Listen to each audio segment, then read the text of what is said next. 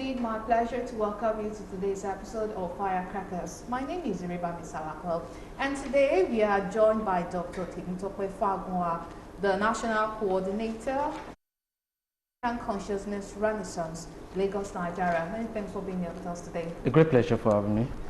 And also, we are going to be joined by Professor Babafemi Badejo, who is joining us live from Ogun State. He is the former head of political affairs, United Nations African Union Mission in Darfur. Thank you so much for joining us at this time, sir.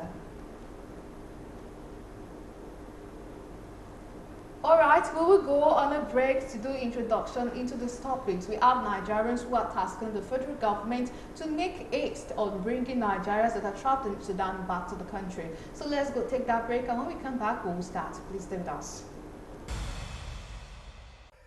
The Sudanese military and the rapid support forces are locked in part tussle, a development that has turned the country into a war zone. Latest figures indicate that over 420 people, mostly civilians, have been killed, 3,700 wounded, and millions displaced since the battle started on April 15. In the midst of this, investigation has it that there are thousands of Nigerians, mostly students, in the troubled country. Some Nigerians speak on the situation in Sudan and the impact on Nigerians residing there. It's very unfortunate that Africa is going into war again. We thought we were out of it, but it's happening. And the Yoruba always say that the waterfly that is dry, that is dancing over the water, something is beating the drum underneath. So this is an unnecessary war, and I could boldly say that it is an extension of what is happening between Russia and Ukraine. Situation about our people in Sudan, and I know that the federal government has made some arrangements for them. In fact, the owner of this aircraft, Airpeace, has been engaged now to go, and I was told that there are 10 buses, big buses, that will carry them, and I think they will cross to Egypt, where they will be carried. They emphasize the need for concerted efforts on the part of government for timely evacuation of Nigerians that are caught up in the crisis. It has been reported that about 5,500 out of the thousands of Nigerians in Sudan have indicated their interest to return to Nigeria. Our citizens are in Sudan. Mostly they are students studying there, and they are caught up in the war. So we need to get them out of the place fast. And from information that or from what we have read, and utterances from the federal government, they were making frantic effort to evacuate them, just like other nations are doing. So we hope that they will be taken out of the place before we started recording casualties. Mrs. Dabiri was saying that we must not rush and expose them to danger, because you know the people who are fighting, they are both Sudanese, and so they will be watching any movement and they can shoot them. So we must not rush to the point of exposing our people to danger. So I feel they are doing very well. I believe they are taking it the way they should take it. With the promise from Airpeace management on evacuation of stranded Nigerians and students especially, we hope things get done easily, and with the ceasefire recorded that has been set by one of the factions, hopefully the evacuation will be done in this window and there won't be loss of lives to Nigerians. Aside from this, some of the respondents wonder what led some Nigerians to Sudan and not the big countries of the world where their expertise are required. Alas, they eventually blame the situation on systemic failure in Nigeria. It's just a reflection of the problem of Nigeria universities, the inconsistent policy and and the attitude of federal government into the welfare of the academic staff that has led to periodic protracted strike, which make it impossible for a child to enter a university. Unlike our days, the day we enter the university, we know the date we are getting out of the place. I believe that we move from one country to the other for particular reasons. Some people may see an institution there doing what they think they like. Maybe there's a course that is not available here, available there. You go there. I mean, I have no problem with that at all. It is good to have you back. If you are just joining us, this is Firecrackers, and we're just about to get started. And this is on Sudan war and Nigeria's relation with other African nations. Because one of the things, in fact, just this morning, I saw an article about a minister from UK saying they have successfully evacuated about 8,888 UK nationals that are in Sudan. And here we have Nigerians that are still struggling to evacuate just about 5,000 nationals that we have there. What seems to be the problem? Well, I think for me, the point has always been about how much the African states, not just the Nigerian states, appreciate the existence of their citizens. Apparently on this continent, the existing states across the African continent do not really, reckon with the mass of their people. As a matter of fact, they see them as great threats, especially because they needed to continue to engage in the activity of impunity, acquisition of wealth, accumulation of wealth and what have you. That's what the African, heads of states, that's what the president, that's what they are all about. Whether they are in military uniforms, whether they are in civilian robes, it doesn't really matter. They are there essentially to accumulate wealth. So in that process, you cannot give priority, to the existence of your citizens. It doesn't really matter. Because look at it. Look at what is happening in Sudan right now. Such a mess. The Nigerian state came up with a report that they've sent some buses to, evacuate the students. But look at the whole, scandal going on there. You have it, In spite of how critical this mission is, we still have, instances of corruption. You can almost imagine why this has to be our fate, why this has to be our reality. But again, it is so because the Nigerian state, the Nigerian heads of state, president, what have you, at whatever point in time, the African heads of state, the African ruling class generally do not, again, reckon with our citizens. So that is why the Nigerian state cannot even confidently come out clearly to say that the ongoing mission in Sudan is going to be successful with the question of relocation of the Nigerian students. They cannot even get them out of Sudan safely. Of course, they said recently that some of the students have been relocated to Egypt. But there you have it again, another crisis, the crisis of getting visa for them to be able to, but again, there was a report about, one of the bus drivers, stopping at one of the deserts saying that he hasn't been paid by, so it's such a mess, it's such a mess. And it's quite embarrassing because you would have thought that the Nigerian state should be, the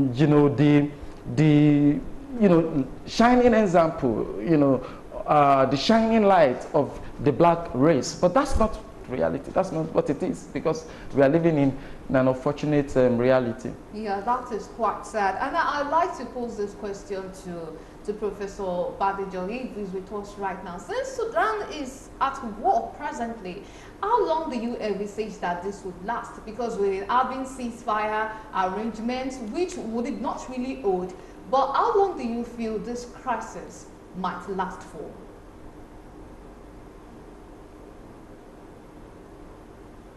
Thank you very much. It's sad the way the situation is in Sudan as such now, and definitely a lot of effort has to go into trying to stop the war. But as I can see it, it's not likely that those efforts are going to succeed. And the longer it takes for you to have a solution by way of ending the war, the more you're going to have Sudan degenerating towards what we have in Libya, and most likely even worse than what we have in Somalia. You have two different militaries. Some people try to give the impression that, oh, you have paramilitary support forces and whatever, but the fact is much more serious than that.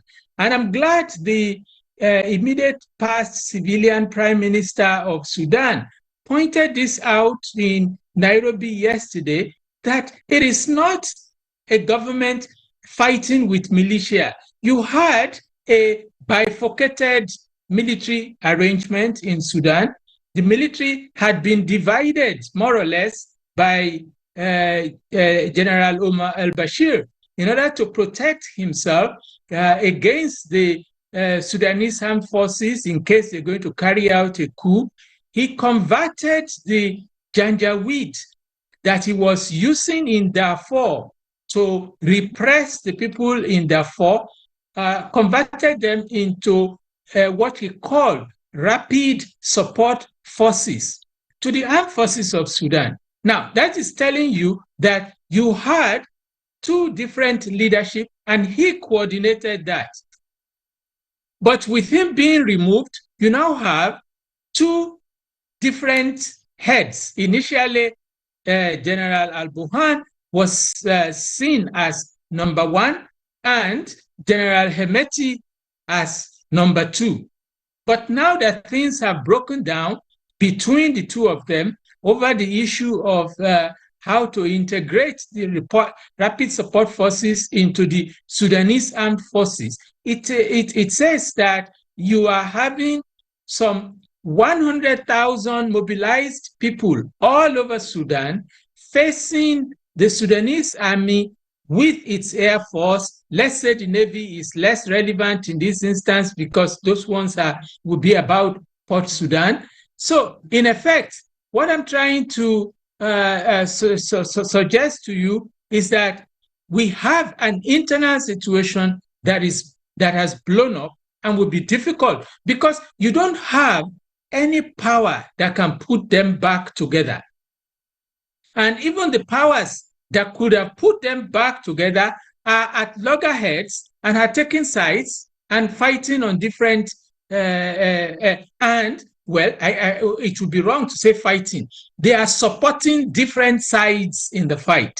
And that's ongoing. While people are pretending that we are getting them to do ceasefire and ceasefire and ceasefire, the problem is much more than that. The Africans, President Omar Gele of Djibouti, President William Ruto of Kenya, President Salva Kiir of South Sudan, were supposed to go inside and talk sense to the people. But the environment doesn't allow it. The people to be talked to are not even ready to welcome them. So you have US, UK, UAE, and Saudi Arabia claiming to form what they call the Quad and saying that they are talking to the people. But all these people that I have mentioned are on one side of the equation. Then you have the Russians with the Chinese who also have interests in Sudan. And everybody is trying to get their act. And you have the helpless African Union Commission, the United Nations Secretary General, and the Intergovernmental Authority on Development, all talking about how to get peace in Sudan. But you need some extraordinary force that is going to cut off the supplies of weapons when they have used what they have, and also an extraordinary force that they are able to be afraid of. Some people talk about, oh, once one kills the other out of the two generals, the problem is solved. No, from my experience in conflict situations, it doesn't happen when you have taken one person out. The West thought that once they kill Muammar Gaddafi, they will be in control of Libya. I faced that in Somalia, that once you get General Aidid out of the way, everything, when General Aidid died, the problem didn't stop. So I'm trying to say that it's not a small problem we have in our hands, and countries like Nigeria, who are bound to lose a lot if Sudan disintegrates. We are still suffering from the disintegration of Libya.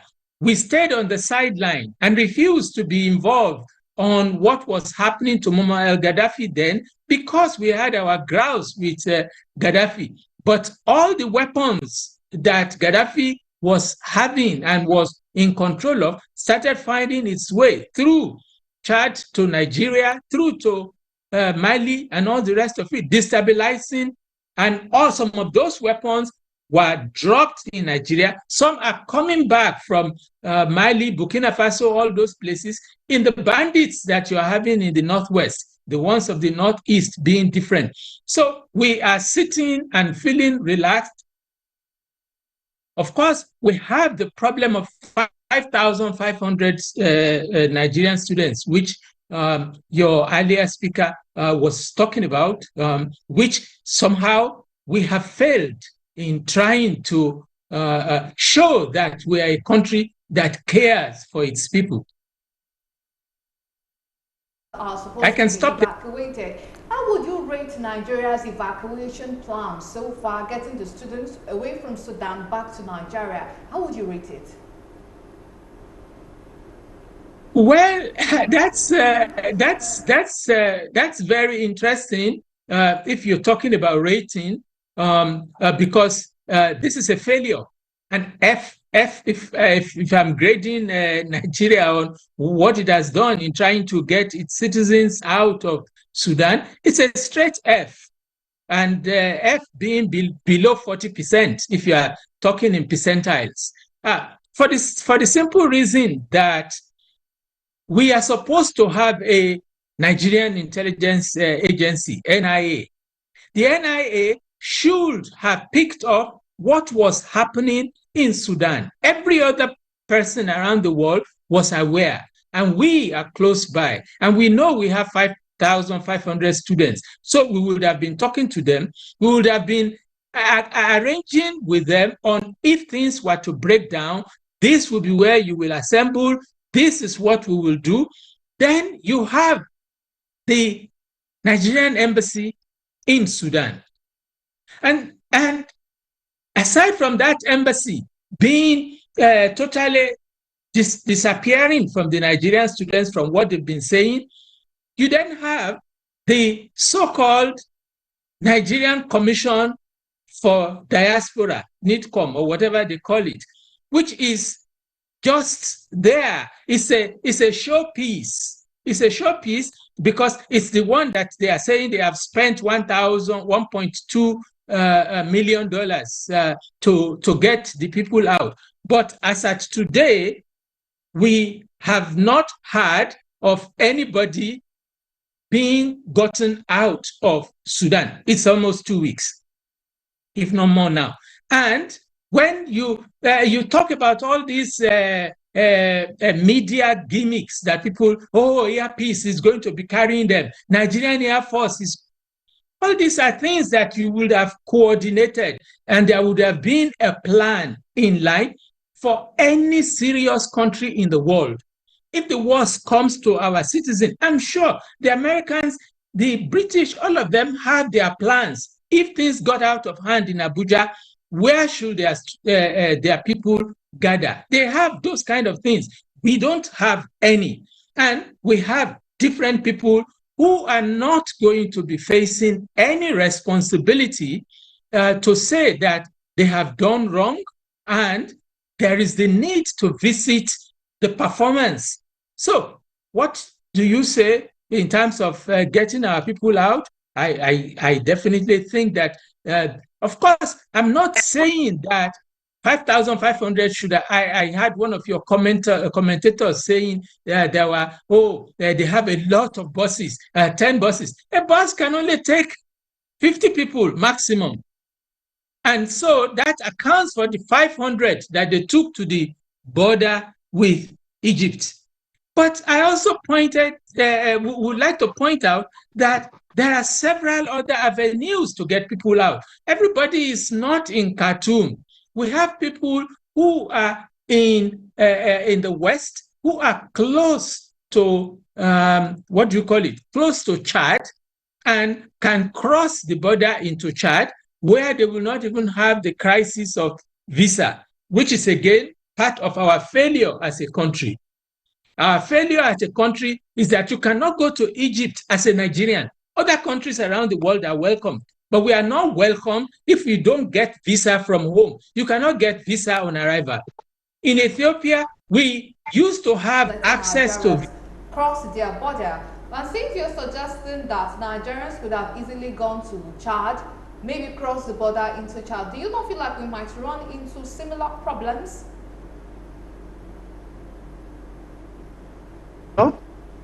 Okay, now I'm going to repeat the question. There is also, this allegation that Ethiopia was sending Nigerians away from their border. Why they let nationals of other countries cross their border, but Nigerians were turned back.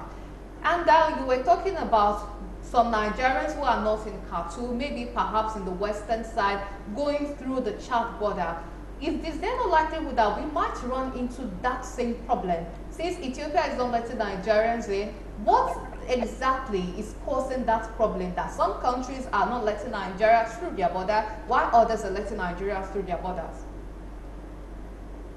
Well, we have a good relationship with Chad. Chad is actually almost part of ECOWAS. It is not a full member, and there is that ECOWAS allowance to people, Chad and Cameroon, allowance to people to move across borders without problem. That's a different thing. But I should tell you that the border to Khartoum is about some 1,500 kilometers or whatever. So if you are coming from Khartoum, you only have Ethiopia to go. If you have a state that is worth the name of a state, then that state would be on the back of the Ethiopian administration that we have a humanitarian crisis. Let our people change this policy of visa, and we assure you that we will get all of them out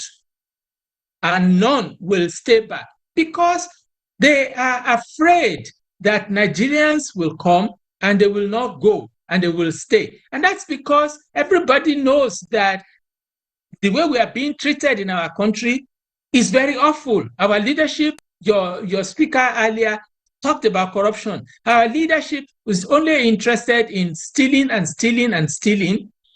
No money being put, enough money not being put into infrastructure to create employment, and people are outside. And when they are outside, they are not eager to return.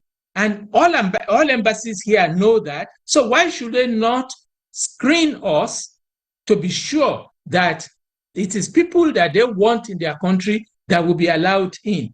But in a situation, in a humanitarian crisis of this sort, you would expect that our government would negotiate. But you find out the Abike Dabiri outfit is doing its own. The embassies are supposedly doing their own. The coordinating entity in Nigeria is hardly saying anything, that is the presidency, on what are we doing to coordinate and get our people out. All these AirPs and this and that, all these are just media gimmicks. How many have arrived as of today? Because AirPs cannot go to carry people from where they are not available. They are still at the border to cross into Egypt. That's the path we chose. Some people on their own went to Port Sudan and luckily were ferried to Jeddah by the Saudis. Hopefully, because the same thing may apply, but Saudis may be more helpful to us and more understanding that there is a humanitarian crisis. So of course, let me not take too much time on this, but I will say that we have failed. Yes, we have 5,500 people, but you just spoke about the British. They did not do as much as they could have done. The Americans are still having problems in extracting their own people. They took their embassy and they are now trying to, whether they said the first phase of taking their people has been completed.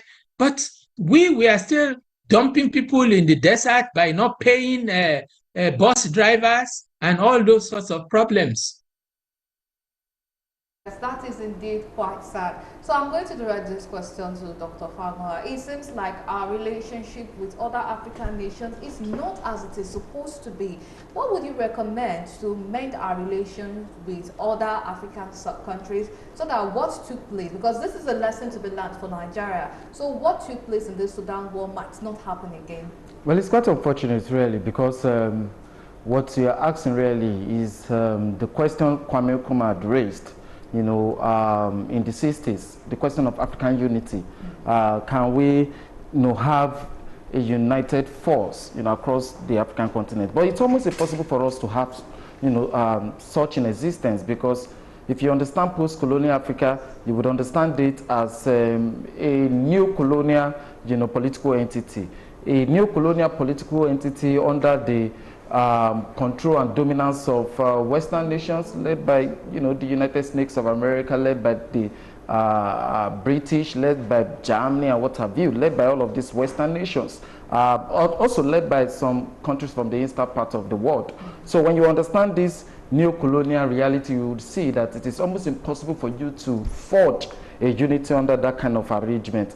And that's why for us, we are not having any illusion about the, about the progressiveness of this current dispensation across the African continent.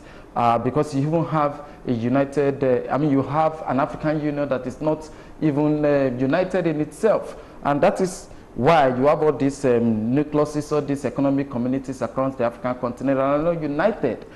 So when you understand this antecedent, when you understand this reality, you would see that it is almost impossible, you know, for you not to, you know, pinpoint the extent at which the neo-colonial creation of Africa makes it look anti-progressive. And we must also state that the African continent is what it is also because there is an absence in understanding of what the African mandate is all about. You know, who are our enemies and who are our friends in the international system. There's no, you don't have a consistent understanding of this reality that, you know, across other continents, you have that philosophical understanding that these are our enemies in the international system and these are our, you know, friends. But there's no understanding of that on the African continent, unfortunately, because of, again, its neo-colonial, you know, state.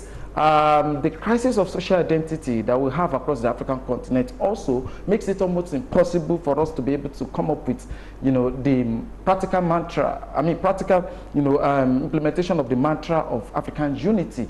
Because across the African continent, you have, you know, regions that believe in their relationship with the outside world. They believe more in their relationship with the outside world, you know, than within the continent. They pay much allegiance, you know, to the outside world than... You mean the colonial masters? Well, we really do not even call them colonial masters, you know, because to have a master, you must have a servant.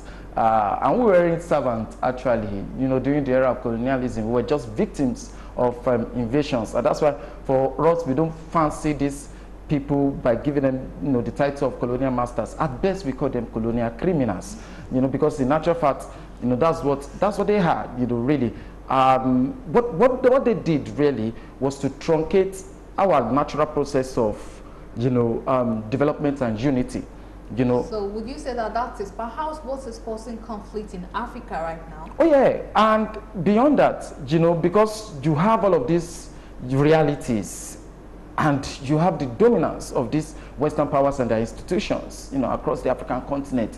Then you have this huge, you know, African head of state that are sellouts, you know, that are errand boys to these institutions. You know, the Nigerian president stands out to be a fancy example of this reality. You know, those that don't look back before implementing IMF policies, World Bank policies. You know, the Nigerian government stands as a classical example of this reality. They answer more to Western powers and Western forces. And that's why we are in this perfect mess. So when you have that kind of existence, that kind of arrangement, it is almost impossible for Nigeria to, you know, to say that we want to come up with any practical unity, you know, formulations with Ghana, with Sudan, with the unity isn't really there. What would be the first step you would recommend that we could take, and then we would be getting fantastic results? Well, there must clearly be that understanding that the African continent do not belong to this head of state, that the African continent belongs to the people,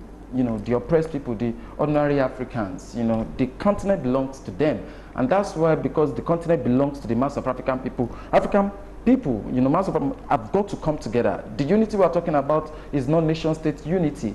The unity that, you know, we think would bring about a progressive African continent must be the unity of the ordinary masses. Because once you have that, they'll be able to force this puppet government we have across the African continent out of power. You know, the unity of the people is what we want at this material point in time. And you cannot get any, you know, progressive, you know, reality if you do not do that. And let me also state that in the attempt at which the people have got to come together, the people must also have that, you know, clarity, that understanding that Africa is what it is today, because Africa is being controlled by capitalist structures, capitalist institutions, capitalist organizations, you know, under the whips and caprices of the Western nations. You know, Africa is being controlled by the IMF, like I mentioned earlier on, by the World Banks and all of this, you know, their junior colleagues on the African continent who are making the vast resources of the people. So if we're going to have a progressive direction, then that system, the institutions, the structures that bet this reality have got to be totally annihilated. We must obliterate all of these systems and replace it with a humane system. For us, we are very, very clear about it. When Kwame Nkrumah was asked in the 60s that, you know, what kind of unity do you see, you know, the African continent having? He said, there is no other form of unity but the unity of the African people and the African state under a socialist government. You know, because it is only when the resources, the vast resources of the people are being, you know, utilized, are being managed by the people themselves. It is only until then that you can have progress in whatever society. It is only until then you can have people that will be politically educated and orientated to the point that they will be able to understand who their enemies are and who their friends are in the international system. This sounds so difficult because when we look at it, even within Nigeria, a lot of system beliefs and all that are not even united to begin with. That's so right. Not to talk, and this is not just in Nigeria, this is something that is common with a lot of countries in Africa. So why we are still trying to, you know, make sense of the mess we have in this country, then how do we suppose that we would be able to fix our relationship with other African countries? Yeah, that's I mean, that's again is a neo-colonial reality that we face, that, you know, the African continent has got to go through. But we must also state that our internal so-called differences are essentially the inventions of members of our ruling classes. You know, they are the orchestrators, they are the, you know, outbringers of these so-called differences. These differences do not exist on the surface. I mean, the realness of these, you know, so-called differences only exist when the ruling class wants it to exist. And you would see that prior to these last general elections, there was massive, you know, state of, you know, sentimental, you know, Yes. argument flying where there, discriminatory argument, On you know, religion. the question of ethnicity, the question of ethnocentrism, the question of religiosity, all of these things were, you know, were really, you know, forces to reckon with prior to the last general elections. What does that tell us? What that tells us clearly is that it is only when there's going to be, you know, general election or whatever form of election in this country that you begin to have this ethnic, you know, sentiment, this religious sentiment flying here and there. You know, and most of them often are not, are being sponsored by members of the ruling class to distract the people. You know, like, look at what happened in Lagos.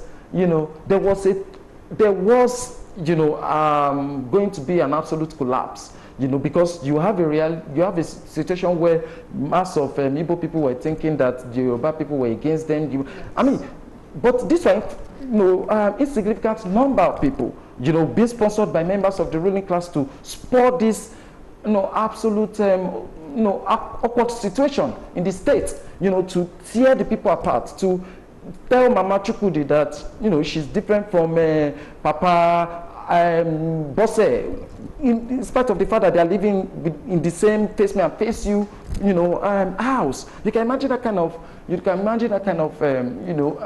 situation, which again is being sponsored by members of the ruling class here in Lagos, to distract the people from their, or what we can agree to be their own mess. Because if you have done so well, really, in a particular place, if you have governed so well, you don't have to raise ethnic banners, you don't have to raise religious banners before getting the support of the